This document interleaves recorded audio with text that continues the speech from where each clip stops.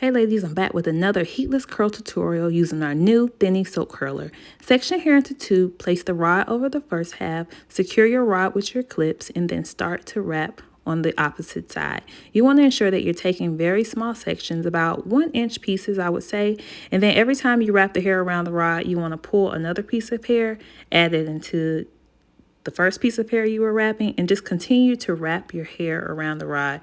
Now, super important tips that I want to give you when you are rolling your hair. It's so important that you take very, very small sections, as small as you can get, as well as making sure that you're wrapping with tension. So making sure that you're pulling the hair tightly around the rod, because if it's loose or if the sections are too large, you won't be able to have like that defined curl, and the curls may come out loose or no curls at all.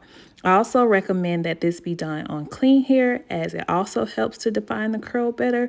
I feel like oily hair or dirty hair with a lot of product in it may interfere with the curl coming out good. Also, I opted to use 2 rollers in this video because I am wearing seamless clip-ins.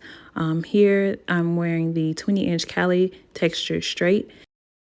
Using 2 rollers will help create a lot of extra curl, definitely in the back. So you'll have tons of curls, lots of volume, and you'll be able to see once I take this roller out. So you want to wrap all the way down to the end. Go ahead and secure this with the scrunchie as well. And then bend your rod up against your head. It folds in just like a flexi rod.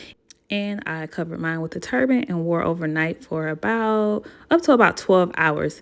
Now, as you can see, I am pulling my curls away from the rod, and they are super tight, and especially towards the end. Now, I will say it took me a minute to get this roller out because my hair was wrapped so tight around the rod, but that's how you get those perfect curls.